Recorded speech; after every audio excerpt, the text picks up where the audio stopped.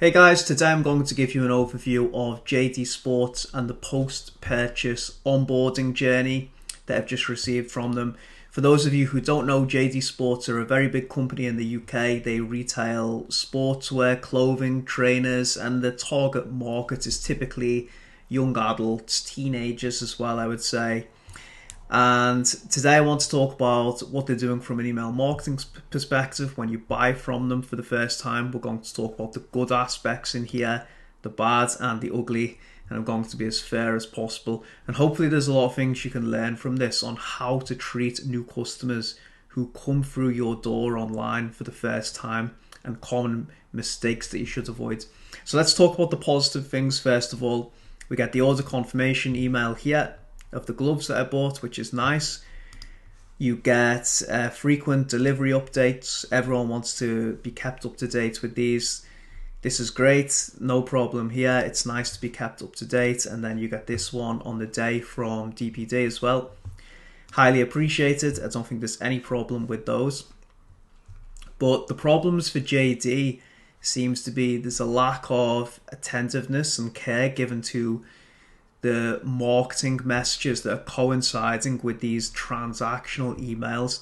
And this is really a lesson in how not to treat a new customer who comes from the door for the first time. Now, I know a lot of us are familiar with any clothing, apparel brands. You do get a lot of heavy campaigns, but you need to consider someone who buys from you for the first time.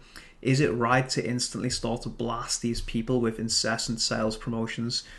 So, first thing to note, the problem is I seem to have viewed a product and triggered a browse abandonment email here. So you can see the order confirmation comes here, and then that is received on Monday the 28th. Tuesday, I get this browse abandonment email. Still looking, get it before it's gone. But looking at what? I don't know. You can't click this email. There's no context to it. Even though Virgil van Dijk's a great footballer, there is literally no context to this email. And then I can see at the top there, free standard delivery, use code, but I had to squint to see this. Now, I wasn't given a code with my order, and I can imagine this would lead to a customer service headache if you were to receive this after you order. So you really want to mitigate and put filters on that browse abandonment flow to not trigger after someone's placed an order from you, or at least leave the time between when they receive that email a few days later. And you can see here you've been checking us out, Adam. This was the first browse abandonment email, and then a couple of days later been scrolling Adam, copy it now. It's basically the same email. You can't click this email. There's no context to it, and it's just really bad customer experience.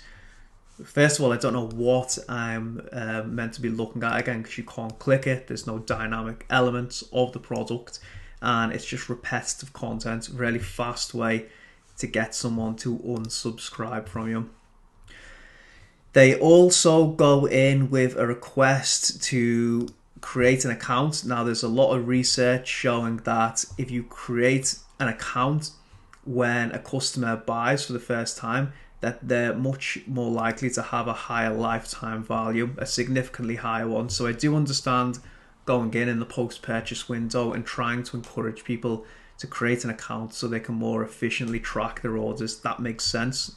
Again, I don't think too many people will be irritated by that. But where it gets really ugly for JD is where the campaigns start to kick in pretty much straight away. So I ordered on the Monday, and then on Wednesday it starts, and this becomes a daily occurrence. You can see here's the first one, big hero image. I can see there's a code at the top there, and there's nothing wrong with these big hero images. I think we use them in a lot of campaigns as well.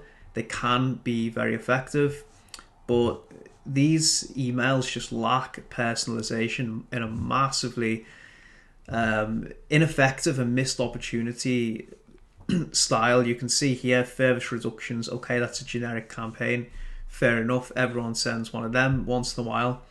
Sail into 2021, again pretty much the same email in a different color. Men's clothing 50% off, men's clothing 50%. It's very repetitive, not much that you would want to click on. I mean, if they did some basic personalization, some segmentation, you could clearly see the type of items. I just bought some men's gloves. I was browsing men's products. Why would they need to send me women's footwear? It's not something that I'm going to be interested in. So even personalization in these dynamic elements could have been much better and provides the better experience. Swoosh on sale, another sale. They've just had 50% off the day before. Now it's the Nike 40% sale. Again, lacks personalization. This email, it's just very disappointing if you look at all these when you open them. It's very repetitive content. And this is when it gets really bad. On Sunday, sale picks for you, gal. Well, first of all, I'm not a girl. Maybe I dress up as one on the weekends, but that's another story. But yeah, essentially, if you would have looked at my purchase history, you would have seen that I'm not a woman. So sending me this type of content is just going to get me to hit that button very, very quickly. But here I am instead doing a video about it. And then there's been another one this morning. New year, new robe. And again, it's just lacking personalization. So in a nutshell, JD, the good, getting someone to create an account makes sense in the post-purchase window. Frequent order updates when someone buys for the first time, always going to be appreciated. The really bad part for JD comes into when they put me straight into their mass sales promotions. This could have been mitigated very, very easily by a simple tagging system. So when someone buys from you for the first time, you could add a custom property to their account saying not to send these people into the campaigns, and then you can take this tag off once the order's been delivered or once they finish the post-purchase onboarding journey. Likewise, on the browse abandonment flow, some basic holistic level overview of looking at the flows would tell you, put a filter on this flow to not send to people who have just purchased in the previous 7 days or something. And definitely they're going to want to check that out and make sure you can click the item that you've been browsing. So unfortunately, it's a disappointing experience when buying from them for the first time.